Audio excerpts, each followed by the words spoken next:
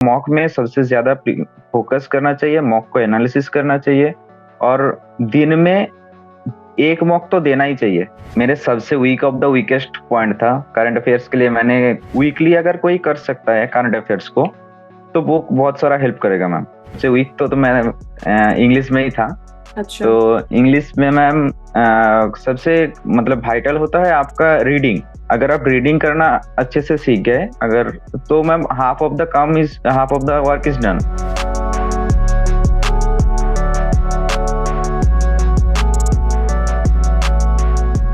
Hello guys, आज हमारे सामने रिक हैं जिन्होंने अपने फर्स्ट अटेम्प्ट में ही आरआरबीपी और आरबी क्लर्क को क्लियर किया हुआ है।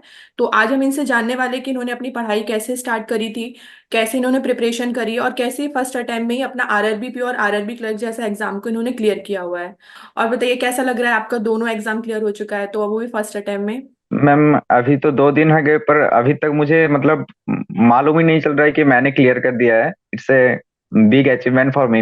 तो सबसे पहले आप मुझे बताइए कि मतलब अपने बारे में बता दीजिए कि आपने कहाँ से हो, आपने कैसे प्रिपरेशन स्टार्ट करी और ग्रेजुएशन वगैरह कैसे क्या किया है आपने। सो मैम मैं वेस्ट बंगाल से हूँ, बांकुड़ा डिस्ट्रिक्ट से। तो मैंने ग्रेजुएशन मैथमेटिक्स ऑनर्स में किया है यहीं बांकुड़ा से। और मैंने प्रिपरेशन स्टार्ट की 2022 से, मतलब उसके एंड से, दिसंबर से। और मैम उसके बाद पहला जो एग्जाम दिया था वो एसबीआई क्लर्क का दिया था, जो ऑब्वियसली नहीं निकला था एक महीने के प्रिपरेशन से। पर मैं मुझे वो देखने के लिए, चेक करने के लिए कि एग्जाम कैसे होता है, वो मैंने दिया था। फिर मेरा जो मतलब सक्सेसफुली जो प्रिपरेशन करके अटेम्प्ट था वो पहला ही आरआरबी का पीओ था। सो इसी तरह से मैम जर्नी स्टार्ट हुआ। ओके। तो सबसे पहले आप मुझे बताइए, मतलब आपका जो ग्रेजुएशन बैकग्राउंड है वो क्या था, मतलब आपका कौन सा सब्जेक्ट से आपने ग्रेजुएशन किया हुआ है। मैम मेरा जो मेजर था मैथमेटिक्स ऑनर्स का था, और उसके साइड में मैंने कंप्यूटर साइंस में भी किया था, मतलब वो भी था। ठीक है। तो सबसे पहले मुझे बता दीजिए कि कैसे आपने, मतलब जब आपने प्रिपरेशन करी तो आप प्री मेंस दोनों साथ में लेके चल रहे थे या फिर आपने कैसे स्टार्ट किया था। मैम पहले तो मतलब पहले मुझे पता नहीं था कि कैसे होता है, प्रिपरेशन कैसे होता है। तो मैम आपका जो टू डू लिस्ट का जो वीडियोस है वो मैंने पहले देखा था, ठीक है। तो वहां पर आपने बोला कि प्री मेंस को जो है एक साथ, तो मैम मेरे तो पहले बेसिक्स क्लियर नहीं थे, तो मैंने फिर बेसिक्स क्लियर किया। और मुझे लगता है कि अगर आप बेसिक्स क्लियर कर लेते हो तो प्री एक तरफ प्री और एक तरफ मेंस नहीं हो सकता। अगर आप बेसिक्स को लेकर चलते हो तो मतलब दोनों ही एक साथ ही आपको करना पड़ेगा, तो ही आपका बेसिक्स ही क्लियर होगा। मतलब कोई ऐसा नहीं था, दोनों ही मैंने एक साथ ही कंप्लीट किया था मैम। ठीक है। तो मतलब आपका टाइम कैसा, मतलब आपने कैसे अपना टाइम डिसाइड किया हुआ था हर सब्जेक्ट के लिए। मतलब कुछ मैंने शॉर्ट लिस्ट करके रखा था कि आज रीजनिंग में ये करना है, और इंग्लिश में ये करना है, मैथ में ये करना है। पर मतलब इसके बाद ये करूंगा फिर ये करूंगा, वैसा नहीं था। मतलब जो अच्छा लगता था तब वो टू डू लिस्ट कंप्लीट करते करते जाता था। अच्छा, तो जैसे प्रिपरेशन के दौरान आपके मतलब स्ट्रॉन्ग सब्जेक्ट कौन कौन से थे और वीक सब्जेक्ट कौन से थे, और आप जब वो वीक था तो आपने उसे कैसे अपना एवरेज या स्ट्रॉन्ग बनाया उस सब्जेक्ट को। मैम जैसे कि मैं मैथ बैकग्राउंड से आता हूँ, तो मेरा मैथ ठीक ठाक था और रीजनिंग भी ठीक ठाक था। सबसे वीक तो मैं इंग्लिश में ही था। अच्छा। तो इंग्लिश में मैम सबसे मतलब वाइटल होता है आपका रीडिंग। अगर आप रीडिंग करना अच्छे से सीख गए अगर, तो ma'am half of the work is done. तो मैंने रीडिंग के ऊपर जोर दिया था एडिटोरियल के लिए। और उसके बाद इंग्लिश में बहुत सारे मॉक्स लगाए। मतलब मैं गिनती भी अब भूल चुका हूँ कि कितने प्री के मॉक्स लगाए और कितने रीडिंग कॉम्प्रिहेंशन सॉल्व किए। हम्म। तो मैम वैसे ही इंग्लिश को मैं स्ट्रांग किया। मतलब इंग्लिश में आपने टोटल मिला के सिर्फ प्रैक्टिस करी, रीडिंग पे फोकस किया, देन मॉक टेस्ट दिए हैं आपने। Yes ma'am, yes ma'am. ठीक है। इसके अलावा मैथ्स रीजनिंग के जो बेसिक्स वगैरह आपने क्लियर किए वो कैसे किए हैं। मैम पहले तो मैथ का जो है, मैथ के लिए जो मतलब हमें तो बहुत दिन हो गए थे अरिथमेटिक किया डीआई किए हुए। तो मीनाक्षी मैम थी, जी। उनका वन शॉट वीडियोस था, ठीक है। और रीजनिंग के लिए सर थे, सर ने बहुत हेल्प किया, सर के वीडियोस। उसके अलावा मैम गाइडली के जो मतलब प्री के जो पीडीएफ्स थे, मैंने उसको दिया था। मतलब पहले PDFs day by day solve किया, उसके बाद मॉक्स के स्विच किया, फिर सेक्शनल मॉक्स दिए, और फिर मेन जो मॉक था वही दिया। अच्छा।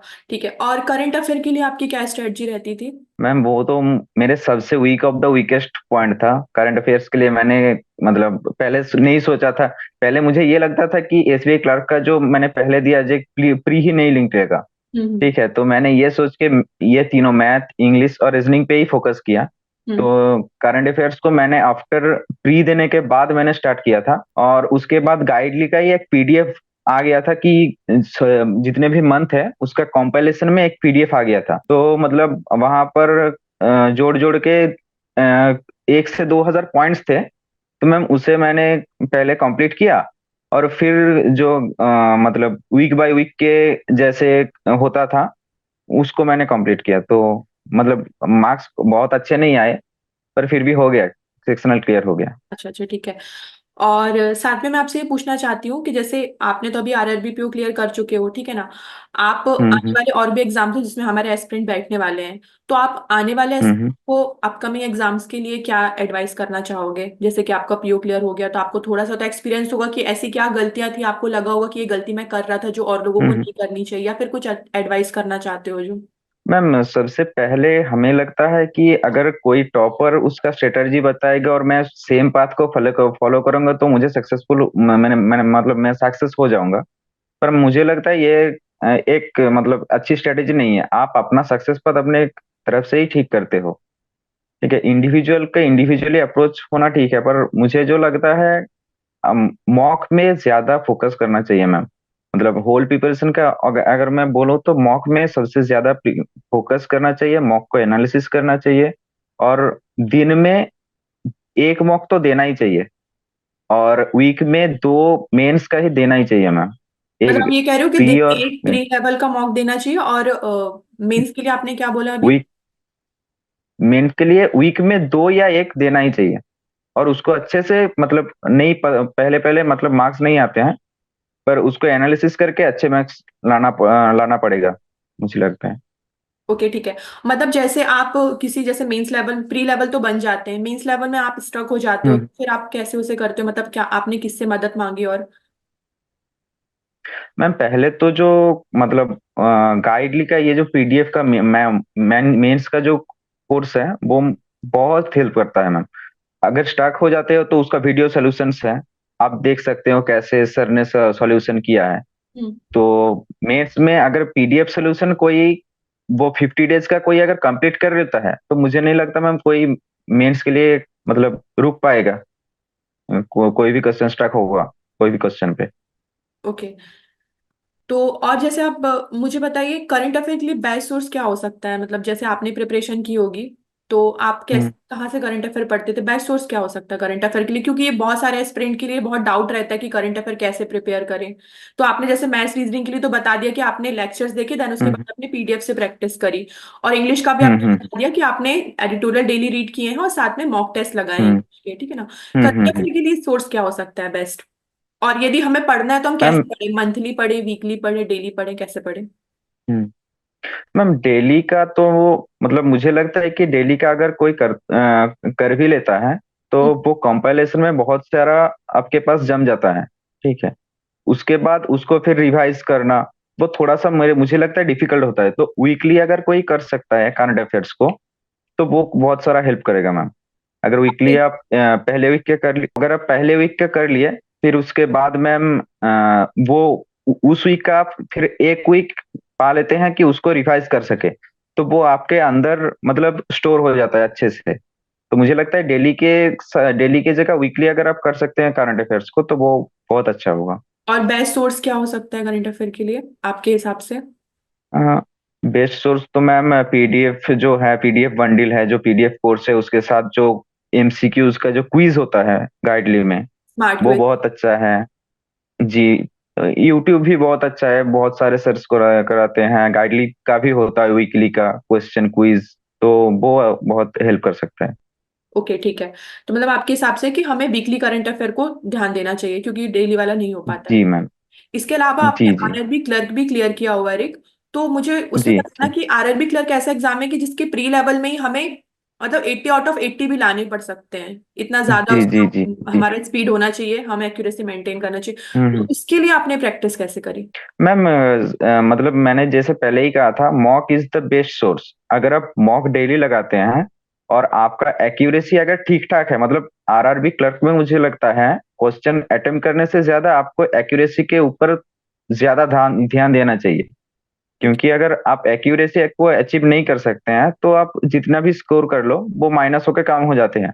और फिर अभी जो आईबीपीएस का जो है ट्रेंड चल रहा है कि नॉर्मलाइजेशन में बहुत वो इफेक्ट करता है। तो मुझे लगता है मॉक में अगर आरआरबी क्लर्क में एक्यूरेसी का कोई ध्यान रखता है अच्छे से, तो वो अच्छे से मतलब आरआरबी क्लर्क के प्री को तो निकाल सकता है।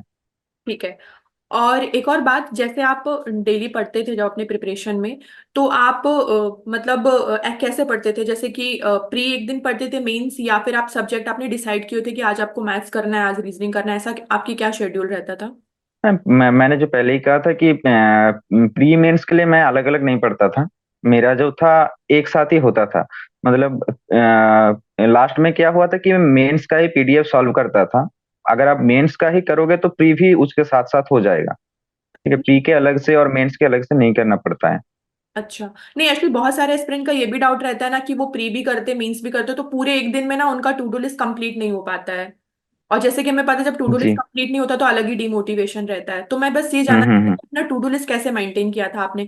सारी चीजें एक ही दिन करते थे या फिर अल्टरनेट डेज पे आपने रखा हुआ था कुछ? जी मैम, अगर मतलब टू डू लिस्ट इस हिसाब से बनाना चाहिए कि आज कंप्लीट मैं कर सकूं।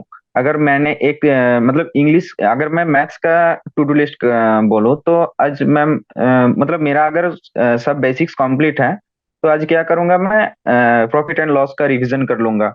फिर उसके जो टॉपिक्स के जो वेरियस प्रॉब्लम्स है वो मैं सॉल्व कर लिया। और उसके बाद मेंस मतलब वो क्वेश्चन में मेंस का क्वेश्चन भी इंक्लूड होता है, क्योंकि आप डीआई कर सकते हैं। जो डीआई होता है लॉजिकल डीआई, और वैसे जो डीआई होते हैं जो प्रॉफिट एंड लॉस से आता है, तो हम्म। अगर वो एक दो कर सकते हैं तो मतलब वो जो टॉपिक है वो क्लियर हो जाता है। और उसके बाद तो सेक्शनल मॉक्स है, टॉपिक वाइज मॉक्स है। टॉपिक वाइज मॉक्स बहुत अच्छा है। मतलब आप एक बुक में बहुत सारे क्वेश्चन नहीं कर सकते जो टॉपिक टेस्ट या सब्जेक्ट सेक्शनल मार्क्स में कर सकते हैं। Okay, okay. ठीक है।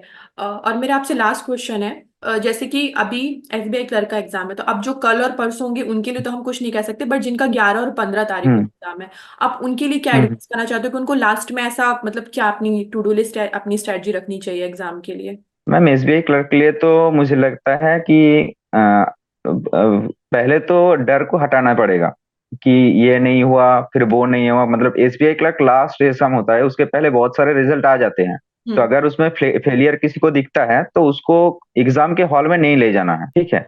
अगर उसी दिन अगर आप छोड़ सकते हैं उसे तो एसबीआई क्लर्क बहुत अच्छा होगा, क्योंकि half of the aspirants will not take the exam, because वो सिलेक्शन ले चुके होंगे। और एसबीआई क्लर्क के लिए मुझे लगता है इंग्लिश में थोड़ा ज्यादा ध्यान देना पड़ेगा, क्योंकि इंग्लिश इज आपको उल्टा मतलब ले सिलेक्शन की तरफ ले जा भी सकती है और सिलेक्शन रुकवा भी सकती है। और मैथ थोड़ा सा अभी टफ आ रहा है। तो मुझे लगता है मैथ का जो गाइडली का जो मैथ का टेस्ट है, मॉक टेस्ट में मैथ का लेवल है, अगर उस लेवल को कोई पार कर सकता है तो एसबीआई में तो वो डेफिनेटली सिलेक्शन हो जाएगा उसका। तो हमने जाना अभी कि रिक ने कैसे फर्स्ट अटेम्प्ट में अपना आरआरबी और आरआरबी क्लर्क को क्लियर किया हुआ है। और इनकी तरफ से यदि मैं कुल मिला के बोलूं कि इनकी स्ट्रेटजी क्या थी, तो ये इनका ऐसा कोई बहुत टाइम शेड्यूल नहीं था। ये जब इनका मन करता था ये तब पढ़ते थे, लेकिन अच्छे से पढ़ते। जब इन्होंने सोचा कि इन्हें पढ़ना है तो उस टाइम फिर ये पूरा डेडिकेशन से पढ़ाई करते थे। ठीक है। इसके अलावा इन्होंने अपने बेसिक के बारे में जो बात करी वो ये है कि इन्होंने सबसे पहले लेक्चर्स देख के अपने बेसिक क्लियर किए हैं। देन उसके बाद ये पीडीएफ से प्रैक्टिस करते थे। और इन्होंने प्री और मेंस ऐसा कुछ टारगेट नहीं किया है। इन्होंने दोनों टॉप सब्जेक्ट मतलब दोनों ही एग्जाम्स को साथ में लेके इन्होंने प्रिपरेशन किया हुआ है। ओके। और साथ ही ऋत्विक ने ये भी बताया कि करंट अफेयर के लिए वीकली सोर्स को ज्यादा महत्व देते हैं, कि वीकली हमें करंट अफेयर को क्लियर कवर करना चाहिए पीडीएफ से, या फिर हम गाइड की स्मार्ट क्विज से भी कर सकते हैं। ओके। इसके अलावा ऋत्विक, आप आगे कौन कौन से एग्जाम्स को टारगेट कर रहे हो अभी? मैम मैं तो अभी जो है आरबीआई को ही टारगेट कर रहा हूँ। आरबीआई गेट भी या नाबार्ड हो गया, सिडबी हो गया, ये जो रेगुलेटरी बॉडीज है उसके लिए मतलब पीओ में मैंने यही चूज किया था कि आरआरबी पीओ ही मेरा पहला टारगेट है। तो ओके। आईबीपीएस पीओ और एसबीआई पीओ में तो मैं नहीं जाऊंगा मुझे लगता है। ऐसा तो क्यों? ये जो रेगुलेटरी बॉडीज। जी। ऐसा क्यों, मतलब आप एसबीआई पी और आईबीपीएस पीओ में क्यों नहीं जाना चाहते? मतलब मैम एसबीआई पीओ और आईबीपीएस पीओ में तो मेरे स्टेट में तो पोस्टिंग होना ज्यादा टफ है। और अच्छा, मुझे स्टेट में ही रहना है क्योंकि अपने घर के पास ही रहना है, इसलिए मैम मैंने आरआरबीपीओ ही चूज किया। चलिए ठीक है। तो होप कि आप आगे वाले जितने भी सेबी के और ग्रेड बी के एग्जाम्स हो उसमें भी आपको बहुत सक्सेस मिले, बहुत जल्दी सक्सेस मिले। जैसे आपने thank you first ma'am. Time में आरआरबी पीओ निकाले, आप ग्रेड बी भी एक बार दो और एक बार में ही निकाल लो। ओके, विश यू जी good ma'am, luck thank. For your future.